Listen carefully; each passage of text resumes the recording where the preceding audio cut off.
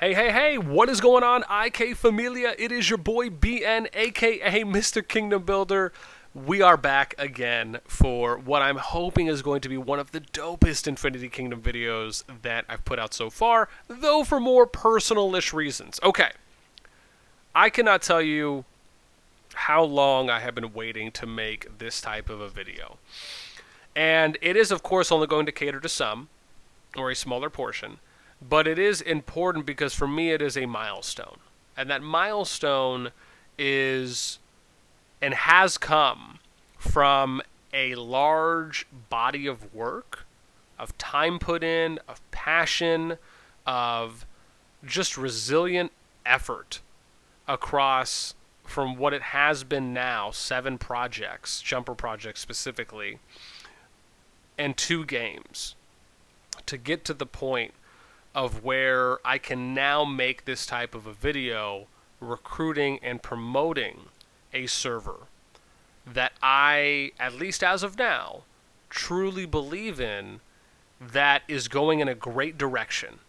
And I'm happy to be able to tell people about it. I'm happy to be able to assist in explaining and giving other players reasons on why they can, and depending on the type of player, should join a server like S79. Okay, so without further ado, as always, before we continue, make sure you guys sub, like, and ring that notification bell to get updates on when we have new content coming out. Here we go.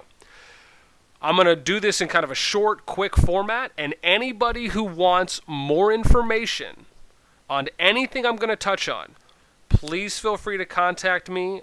Along with, we will have a migration application form in the pinned comment of this video, along with the description. Okay. Long-term goals. Our focus, as always, has been on server versus server. Once it eventually does come out, thankfully, it is in development, and that is what we are preparing for, as we have been more so, if not the most, out of any other server from day one. That we've been doing this now across 3 consistent projects in the level of organization and structure that we have currently. So that's our focus. Illusion Battlefield, along with Throne of the Supreme, are going to be strong competitors as well. But we are going to focus on SVS primarily. I should say, put more marbles in, mainly because with SVS, every player can arguably participate. Whereas in Throne of the Supreme, TOTS, and IB, you can only have a limited amount of players. If you join S79, keep in mind there's no war here. There are no rogue players, right? We allowed for a environment to be created by coming in as a deterrent force and factor to stop unnecessary PvP, to stop unnecessary fights, to build a server where players can come and develop at 100% rate freely, along with choosing which events they want to participate in. We don't force anyone to fight. We don't force anyone to participate in events that they don't want to. We give you the choice, the option, and more importantly, the information, so you can feel confident when you do eventually decide to participate, because there are benefits for it. But I think it's very important that players have the necessary amount of knowledge, and they're informed of how an event can benefit them, why they should participate, and how they can participate, so they can feel more confident in doing so. Now let me talk about a couple events. Titan Tula. It's a safe haven. No one's allowed to attack anyone that goes to Titan Tula. Everyone should be able to free participate in this event because it is a server-wide event that can benefit a lot of players. Contention of Lords. This is the kill event. All of our kill events are going to be held in the Forbidden Zone.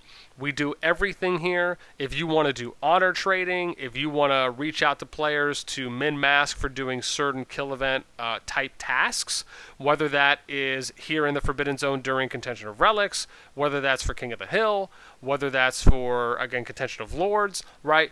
We have processes set up to where you can go in and min-max the task portions of these events, so you can do the minimum that you need to do without having to overinvest resources or take more than necessary attacks in order to complete these, so you can keep developing your account in the best way that you can.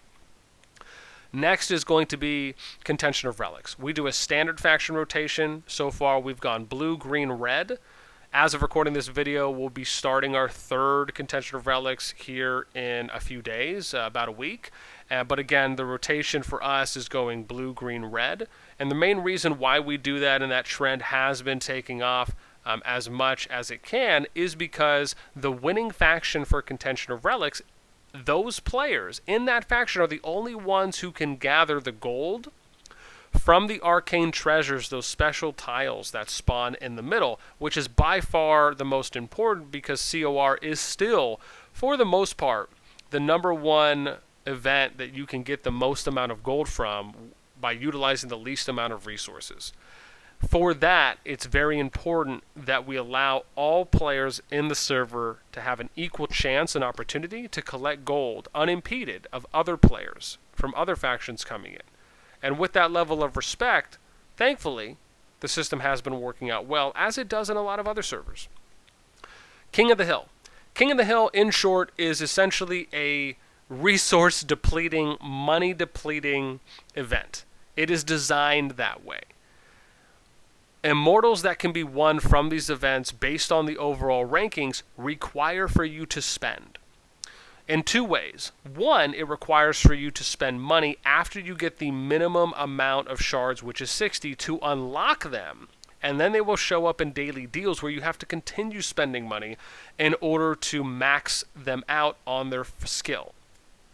In addition, the reason why for King of the Hill we rotate between free-for-all, or excuse me, what I should say is depending on the immortal, we go with free-for-all, semi-fixed, or a full fixed for the event, and we announce that information ahead of time before that event starts so we can let people know how we're going to run it for that specific immortal. In addition, keep in mind this is not a free-to-play event, and I'm going to explain even deeper why.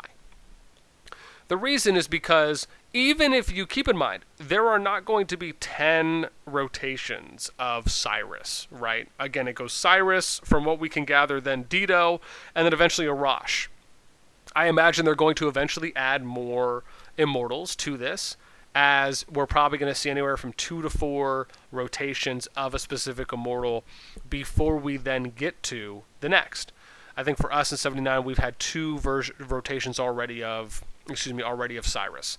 Next, it should be Dido, or it could be another Cyrus or 2. But the point here is that even if you placed first in 4 events, you would still, as a free-to-play, only get about halfway to max starring out your Cyrus or any one of these given immortals. That is why it's very important to understand why this event favors people. Even if you just are going to unlock and you're willing to do the daily $6 spend to get those 20 coins to then invest into these immortals, right? That is fine. But this event is not favored towards free-to-play players, people who do not spend money. That's why it's very important to understand the value here, is that no matter what, unless you actually are going to spend money, you will never max out this immortal. Again, with a big asterisk here, given the current system that is in place for the game. Unless they come out and they add them back in rotation, or they make a new event to where you can do something like spend green gems on these types of immortals, whether it be after you unlock or they add them to the market, then that's different. But as of now, as of recording this video, if you are not willing to spend money, you're never going to max out immortals from King of the Hill. This is why it's important to have realistic expectations on when you decide you're going to compete in this type of an event, whereas in my opinion, you really should be using those resources elsewhere. Okay. Hopefully the longest explanation I'll give on one of these. City distribution. The way that we've come in with city distribution is we wanted to include up to 33 alliances from day one. That is because there's 33 cities that are in Zone 1, and then you'll get to 20 in Zone 2, 19 in Zone 3, and then 9 in Zone 4. We can show you that here when you look at the resources and you're zooming out of the map. These are very important to understand. Now, as of recording, I believe we've worked it down to a top 12 based on the amount of overall active alliances that we have at the moment. In addition to this, and I'll touch on this a little later, we do also have shells that are available, which is really important to focus on because it allows for groups or full alliances or even multiple alliances to come in and fill into those vacant alliance or / shells, as we call them. With general PvP, again, as I mentioned, all PvP is done in the Forbidden Zone. It's a 24/7 free-for-all in the Forbidden Zone, albeit when specific events are happening. Now, what can we really offer players here? Well, one, we do weekly town hall meetings. I think this is very important to do because I think it keeps you in touch and engaged and more so relevant, and probably even further than that, up to date with your player base that is in the server. So we do that, and we allow, or really hope to include every player in the server that is able to attend the times we do it. We also do management meetings, and at times we do council meetings. Management meetings are essentially comprised of all officers, all active alliances, officers, and leaders that are in the server that can come and attend those. That allows for us to disseminate information, do Q&A sessions just like we do in the town halls, kind of go over a state of affairs, look at what's coming up, and just address anything that we need to. Then from there, we have a professional Discord structure that we offer. We do fun events in-game, similarly to a battle royale that we do during our kill events, which is extremely fun, and we're building on that. We do fun events on our Discord that we're looking to prep, things like a karaoke night, an anime watch party, participating and having fun playing other games in our downtime together. We also, and what I really think are probably the two biggest things, is that because our server and you're able to freely develop, as I've touched on before, right, you can max out and get to things faster in this type of a server, like your T5s, your Council 40, your Max Text, your Count 2 from Nobility, or VIP 15s a lot faster. And then probably the most important thing that I really and truly believe and enjoy about what we offer in 79, and really what is a strong passion of mine, and a lot of you hear me talk about this a lot in my videos, is that we take time to educate and teach. And I think that is a big thing that separates our server and our management team from other servers and other teams at times as well. I think it's very important when you are willing to always extend your hand, right? Every single person that asks a question, regardless of, if you think, oh wow, how can this person be asking this, right? Just taking the time to respond to people, to actively engage in any questions or conversation that someone has, just means that that's one more player that you are now winning over to stay in your server long term or not leave the server. And that all goes back into player retention. So I think that's a big thing that we do, whether that be with educational server mails, with Discord announcements that we do, with synchronized alliance mails that we send out from templates that we have in our alliance mail library that our management team uses.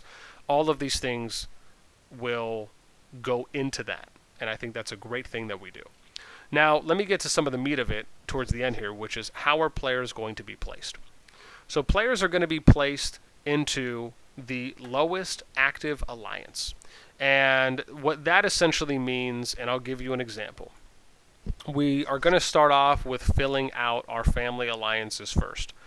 I will touch on and say the reason why is because even though we are happy that there's a good amount of alliances that are still here in 79, the main reason is because we do not know what the longevity is or what the true intentions or actions of any alliance are going to be, even though we always hope for the best. But I think in these types of situations, it's good to plan in essence, for the worst, right? As always, kind of a just in case. And with our group of leads, we've all been together for a while across 2 servers now. There's a lot of consistency that you will get and longevity because we do not plan to leave at the current moment. And because of that, filling into an alliance that is going to be active, educational, informative, and social are things you're going to get in our alliances. Now, once these, and here's the asterisk, once our 6 alliances are filled, then we will go to helping and assisting recruiting for the remaining active alliances that are here. But going over the system, how it'll work, again, as an example for now, depending on if these rankings will remain the same, we would fill in an alliance like DF until they can get to the amount of active members that they need to meet the power level of the number 5 alliance. Once that happens, the number 6 and 5 alliance will trade and will fill in players appropriately one by one. And then once number 6 and 5 get to the number 4 alliance's power, based on true active players being active or hyper, then we'll do the same and go up to 3 together, then go up to 2 together, and eventually go up to 1 together. This is how we plan, along with what we've done in the server already, to constantly work on balancing out the alliance power. This is how you can do it when you are recruiting and bringing players in, right? We are not going to just funnel people and put them into the top alliance. That does nothing for our server. It does nothing for any server. If you want to build longevity in your server, you need to work on balancing out alliance power, because it says a lot and it does a lot for the average player when they visually look at that. Most servers will always tend in a trend, or I should say every server by default will always trend in the direction of some players wanting to work their way up the ladder. And that can have a trickling effect for people just wanting to go to the number one alliance in their faction or the number one alliance overall.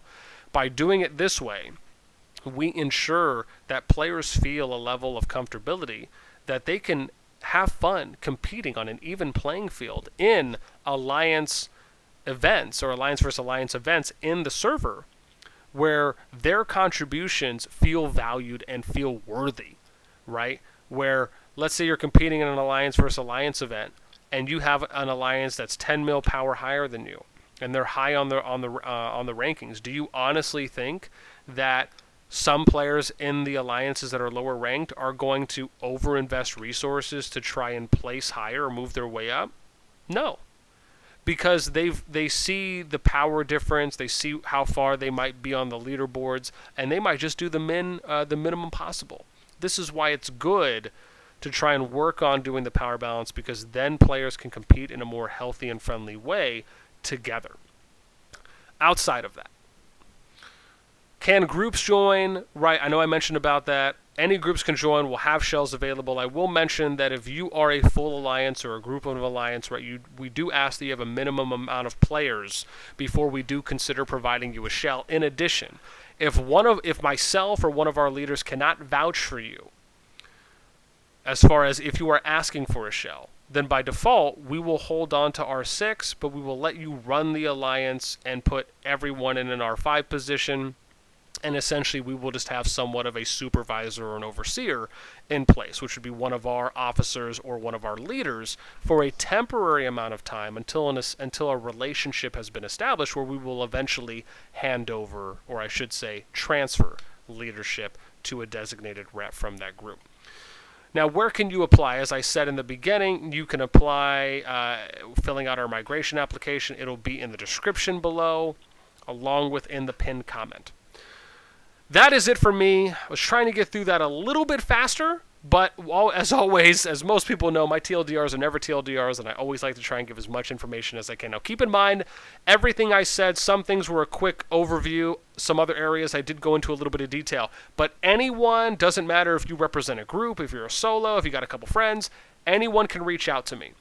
Right? As of now, I will be the main migration rep for Server 79, so people are more than welcome. If you want to add me on Discord, you want to hop into a voice call, you want to get in with a couple of your friends, a couple of your leads, your officers, you want to just text, you want to ask some questions, I, of course, will make myself available. So feel free. I don't bite hard, but please, you're more than welcome to reach out, and I am happy to engage in a discussion for anyone who is interested in coming to S79. We are happy. I should also note at the end that we will keep the capacity at 1 mil for now, but we are accepting any and all players regardless of your power level. We do, of course, just ask that everyone fills out a migration application. That is it for me. I'm done. Until next time, we will catch y'all later.